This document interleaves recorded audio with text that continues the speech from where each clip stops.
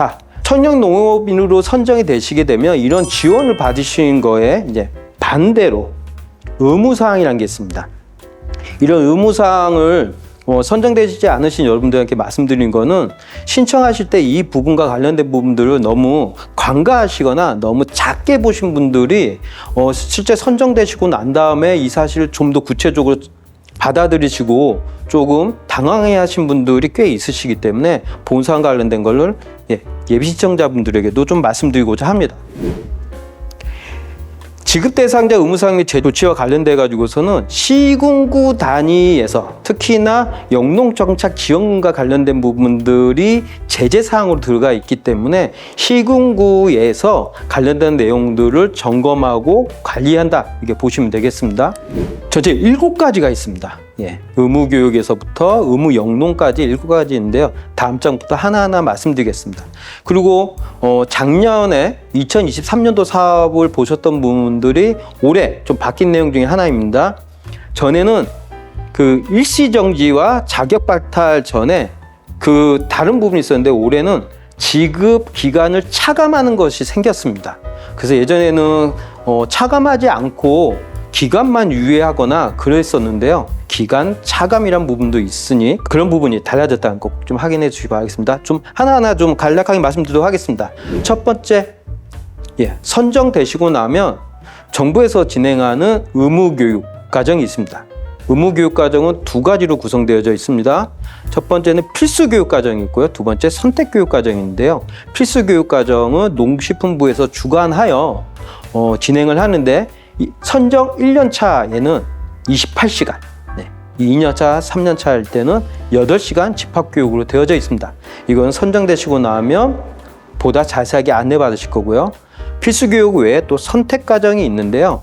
매 독립경영 연차에 따라 용농정착 지원금을 받은 횟수에 따라 가지고서 선택교육 의무 시간이 정해져 있습니다. 그래서 12회차를 모두 받으신 분들은 최대 72시간까지 그 기간 안에 1년 안에 선택교육을 꼭 들으셔야지만 제재사 영농정착지원금 지급기간 차감에 대한 제재를 안 받으시게 된다.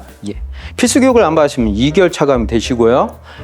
선택교육과 관련돼서는 그 전체 할당된 시간 최대 72시간 중에 30% 이하인 경우에는 2개월, 30%에서 80%까지만 들으셨다 그러시면 1개월, 그리고 80% 이상이면 내년도에는 꼭 지켜야 되는 이제 주의사항, 주의 조치로서 된다라는 부분.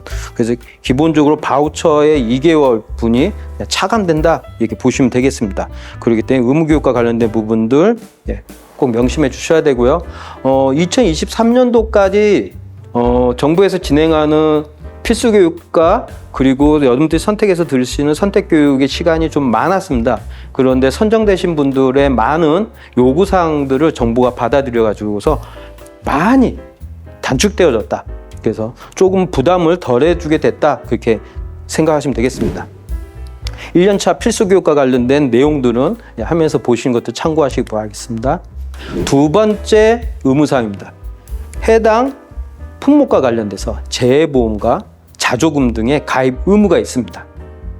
그거는 해당 품목에 따라서 여러분들이 관련된 사항을 안내받으실 거고요. 그래서 가입 기간이 있는데 그때까지 신청해가지고 가입이 안 되신 경우에는 그 다음 연도 영농정착지원금 1개월 분이 차감이 되는 제재 조치가 있습니다. 요거는 사실 농작물 재배와 관련돼서 다른 산업 대비 약점이 자연과 관련되어진 급격한 변화에 따라 가지고서 큰 피해를 입을 수 있다. 그래서 사실 자조금과 보험이라고 하는 상품과 서비스가 나온 것이죠. 그렇기 때문에 여러분들 이게 꼭 의무사항이라고 생각하지 마시고 본인의 농창업이 안정적으로 유지하는 데 있어서 꼭 필요한 안전 버팀목이다라고 생각하시고서 자발적으로 좀 더 적극적으로 고민하시는 거가 좀 더 낫겠습니다. 세 번째입니다. 경영장부 기록입니다.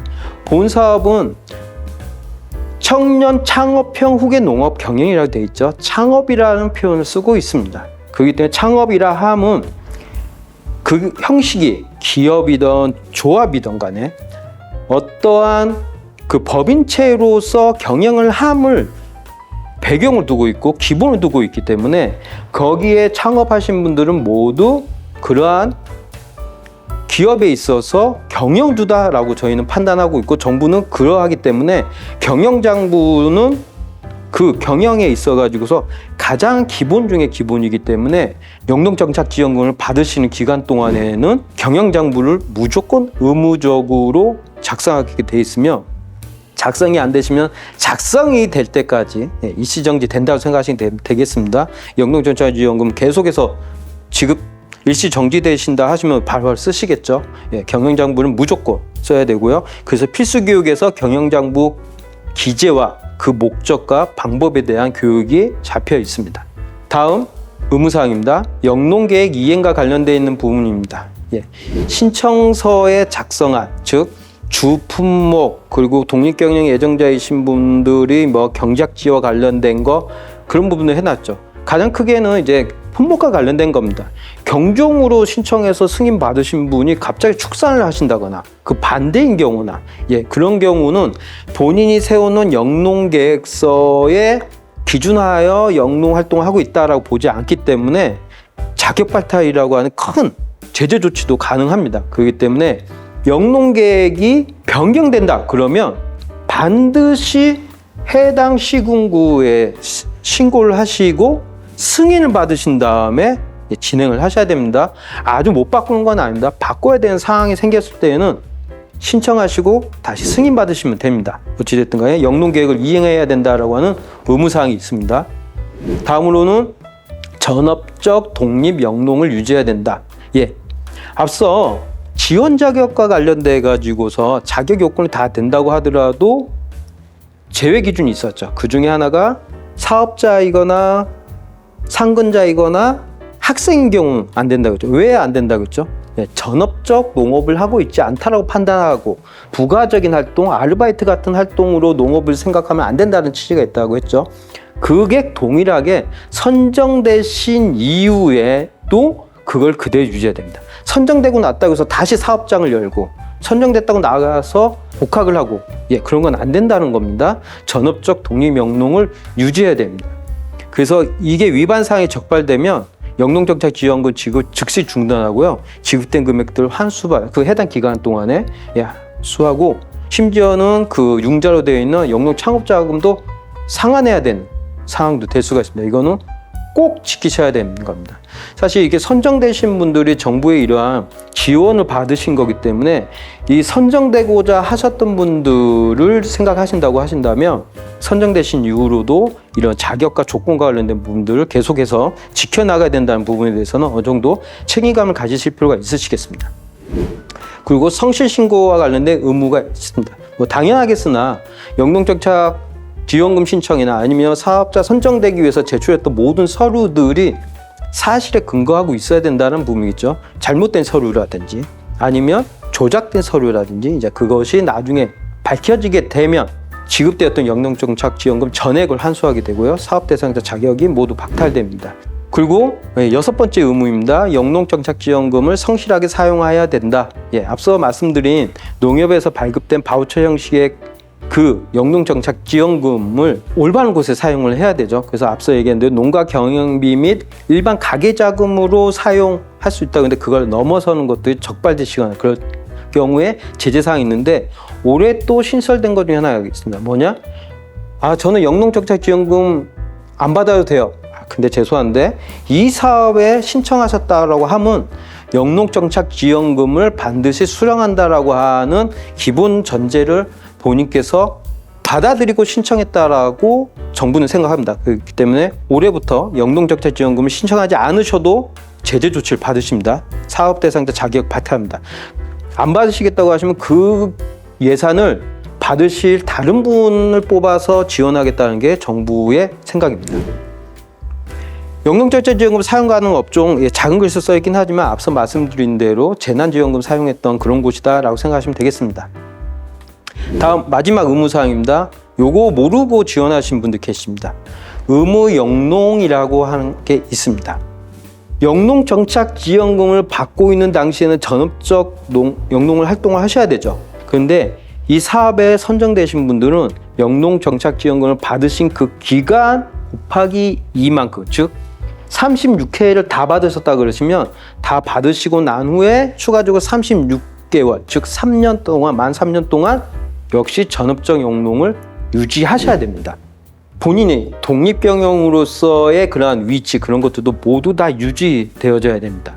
그렇기 때문에 요거를 전혀 생각하지 않으시고 선정되고 나서 만 3년 동안만 농사 지으면 되겠네?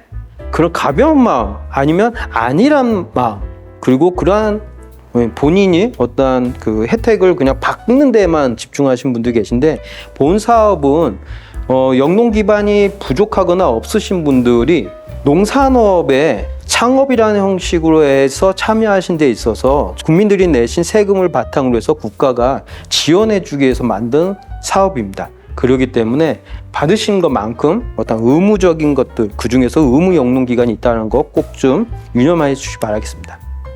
이렇게 7가지 형태의 의무사항들을 여러분들이 이행하신다고 하면 사실 그게 어렵지는 않습니다. 그렇기 때문에 지원받으신 것만큼 내가 어떤 책임감이 있는 행동이 필요하다는 거 꼭 좀 기억해 주시기 바라겠습니다. 자, 지금까지가 2024년도 청년 농업인 영농정착지원사업 사업지침에서 신청과 관련돼서, 그리고 선정된 이후의 혜택과 관련된 부분에 좀 말씀드렸고요.